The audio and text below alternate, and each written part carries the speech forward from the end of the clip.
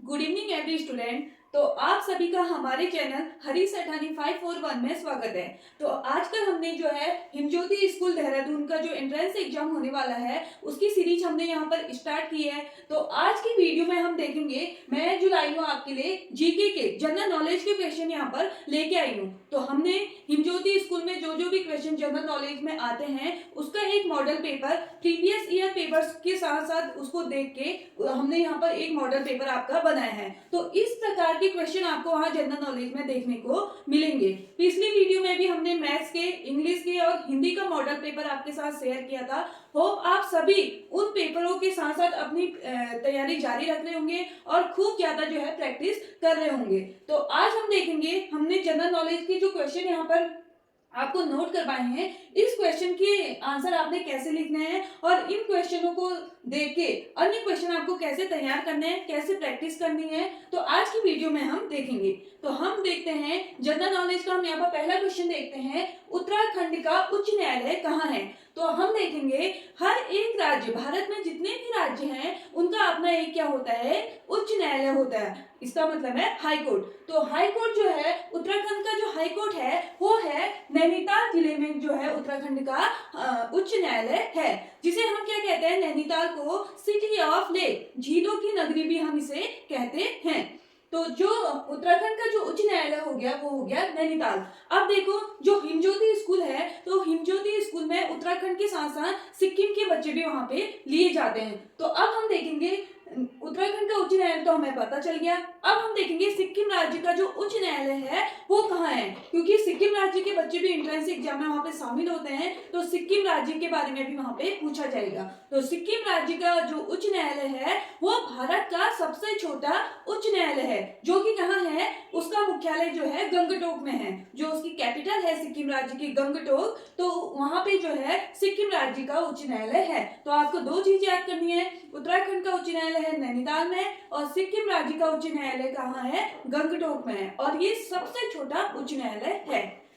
अगला क्वेश्चन आपने यहाँ पे पूरा पूरा लिखना है, उत्तराखंड का उच्च न्यायालय जो है नैनीताल में है, पूरा पूरा क्वेश्चन आपको लिखना, आंसर वहां पे लिखना है, सिर्फ नैनीताल लिख के नहीं आना है, क्योंकि आपको जितना सुंदर आप लिखेंगे, जितना आप पूर्णतः लिखेंगे यहाँ पे, उतने अच्छे मार्क्स आपको गेन होंगे। अगला है सिक्किम के प्रथम राज्यपाल कौन है। तो यहाँ पर हमें प्रथम राज्यपाल पूछा गया है।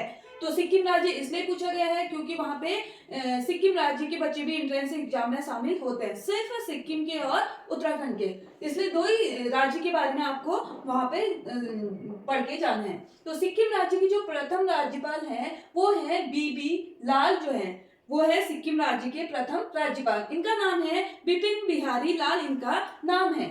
अब हम देखेंगे सिक्किम राज्य क्या है, भारत का कौन सा है, 22वां राज्य है। कौन सा राज्य है, 22वां राज्य जो है सिक्किम है।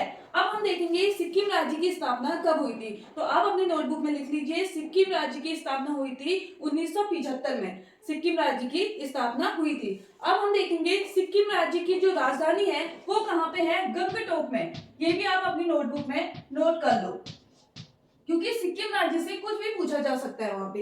तो सिक्किम जो है 22वां राज्य है, उसकी राजधानी है गंगटोक। स्थापना हुई थी 1975 में, उसकी क्या हुई थी, स्थापना हुई थी। तो ये 4-5 क्वेश्चन है जो सिक्किम राज्य से वहां पे पूछे जाएंगे, कोई भी एक क्वेश्चन वहां पर पूछा जाएगा।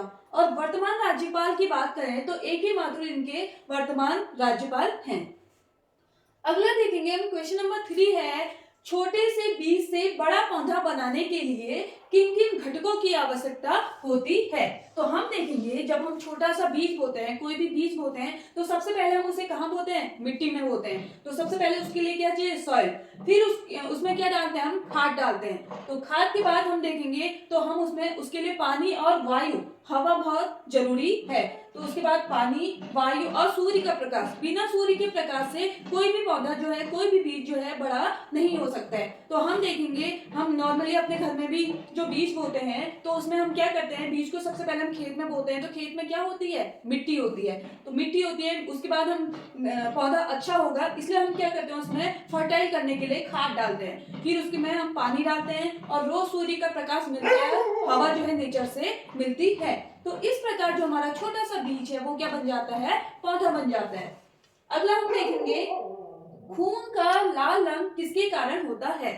अब जो हमारे रक्त का जो लाल रंग है वो किसके कारण होता है? तो हम यहाँ पर लिखेंगे खून का लाल रंग हीमोग्लोबिन नामक प्रोटीन के कारण होता है। आपको पूरा पूरा वहां पर लिखना है।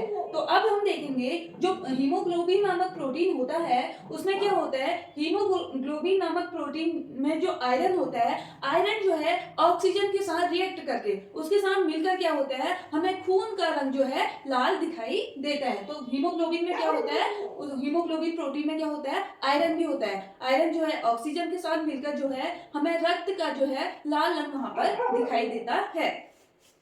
अगला क्वेश्चन देखेंगे, दूषित पानी से होने वाले बीमारियों के नाम बताइए। अब हम देखेंगे हम जो गंदा पानी पीते हैं तो गंदे पानी से कौन कौन से रोग होते हैं। अब आपने पूरा पूरा आंसर लिखना है। दूषित पानी से होने वाले रोग हैं पीलिया, सबसे पहले है पीलिया, लिखेंगे दूषित पानी से होने वाली बीमारियां हैं पीलिया, हैजा, पेचिश, टाइफाइड, हेपेटाइटिस ए आदि। तो हम देखेंगे जो दूषित पानी से जो रोग होते हैं उसमें क्या होते हैं, दूषित पानी में बैक्टीरिया, परजीवी, वायरस आदि के कारण क्या होते हैं, हमें क्या होते हैं, इस प्रकार की बीमारियां होती हैं। और इस प्रकार की बीमारियों से क्या होता है, जैसे पीलिया होता है, हैजा, पेचिश, इससे क्या होता है, पेट खराब होता है, उल्टी आती है, जी मचलाना, इसके लक्षण हैं। तो इस प्रकार दूषित पानी से होने वाली बीमारियां हैं। इस प्रकार की बीमारियां जो है दूषित पानी से होती हैं। किस कारण होती हैं, क्योंकि दूषित पानी है, वायरस, परजीवी आदि के कारण क्या होती है, हमें ये बीमारियां होती हैं। और लक्षण क्या है, उल्टी आना, जी मचलाना, बुखार और पानी की कमी, डिहाइड्रेशन आदि क्या होता है, इन बीमारियों से होता है। क्वेश्चन नंबर 6, तो क्वेश्चन नंबर 6 है यहाँ पर, नीला ग्रह के नाम से किस ग्रह को जाना जाता है। तो जो नीला ग्रह है, तो नीले ग्रह के नाम से हम यहाँ पर लिखेंगे, नीले ग्रह के नाम से पृथ्वी को जाना जाता है। पूरा पूरा लिखेंगे, क्योंकि देखो अगर 5 नंबर का जो क्वेश्चन होगा, अगर आप वहां पर सिर्फ पृथ्वी लिख देंगे तो आपको क्या मिलेगा, वहां पर 1 या 2 नंबर वहां पे मिलेंगे। अगर आप पूरा पूरा वहां पे लिखते हैं नीले ग्रह के नाम से पृथ्वी को जाना जाता है, तो आपको 5 के 5 मार्क्स वहां पे मिलेंगे। और आपने क्या करना है, राइटिंग जो है अच्छी बनानी है वहां पे। तो देखो नीले ग्रह के नाम से किसको जाना जाता है, वो हमारी पृथ्वी, अर्थ को नीले ग्रह के नाम से जाना जाता है। अब हमें पता होना चाहिए कि इसे नीला ग्रह क्यों कहते हैं।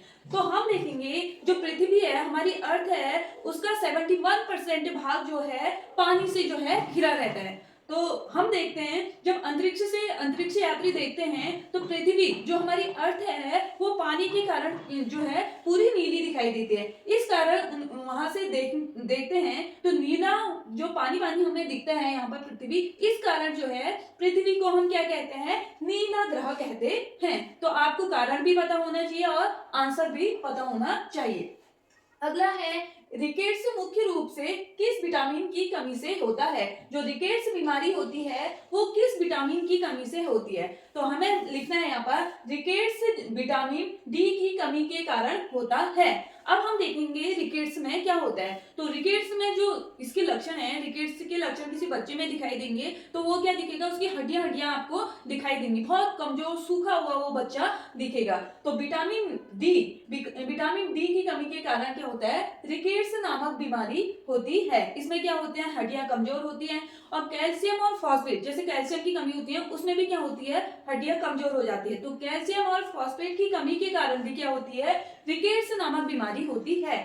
तो अब आपने क्या करना है, देखो विटामिन डी का तो आपको पता चल गया। अब और भी विटामिन होता है, विटामिन ए, बी, सी। तो हमें ए से पता होना चाहिए, विटामिन ए से होता है रतौंधी रोग, बी से होता है बेरी, सी से होता है स्कर्वी। तो इस प्रकार के विटामिन ए, बी, सी के बारे में भी आपको अपनी नोटबुक में, जहां पर आपने डी लिखा है तो वहां पर ए के बारे में भी लिखिए, बी के बारे में भी, सी के बारे में। आजकल तो गूगल है तो आप गूगल से सर्च करिए और उसकी पूरी हिस्ट्री वहां पर लिख दीजिए। सिर्फ हिमज्योति स्कूल ही नहीं, और स्कूल में भी, और एग्जाम में भी, और एंट्रेंस एग्जाम है उसमें भी ये क्वेश्चन आपको वहां पे आंसर आपको हेल्प करेंगे। अब अगला क्वेश्चन है यहाँ पर, लाल किला और ताजमहल का निर्माण किसने करवाया था। अब हम देखेंगे जो लाल किला है वो कहाँ है, दिल्ली शहर में लाल किला हमारा है। और जो आगरा है वो ताजमहल है वो आपको पता होना चाहिए वो कहाँ है, आगरा में। आगरा में हमारा क्या है, ताजमहल है। अब ये हमें पता है। अब हमें ये बताना है, ये पूछा गया है हमसे, जो पूछा गया है उसी उसी का आंसर आपने देना है। ये नहीं कि इसके इतर आंसर आपने देना है। जैसे आपने यहाँ पर पूछ लिया लाल किला और ताजमहल का निर्माण किसने किया। अब आपने ये नहीं लिखना है कि ये दिल्ली में है, ये ताजमहल। आपके नंबर वहां पे एकदम कट हो जाएंगे। आपसे जो पूछा गया है आपको उसी का आंसर वहां पे देना है। बस नॉलेज रखनी है आपको, क्योंकि हर एक एंट्रेंस एग्जाम में, किसी भी एंट्रेंस एग्जाम में एक सेम सा क्वेश्चन नहीं आता, उसके अलग भी वहां पर ये भी आ सकता है। देखो यहाँ पर निर्माण पूछ लिया है मैंने मॉडल पेपर में, तो वहां पर ये पूछा जा सकता है कि कहाँ पे है। तो आपको सारी नॉलेज रखनी है, एक एक शब्द की नॉलेज आपको वहां पे रखनी है। तो लाल किला और ताजमहल का निर्माण शाहजहां ने करवाया था। आपको इस तरीके से लिखना है। जो आगरा जो ताजमहल है वो शाहजहां ने अपनी बेगम मुमताज महल की याद में बनवाया था। ये भी आपको याद रखना है।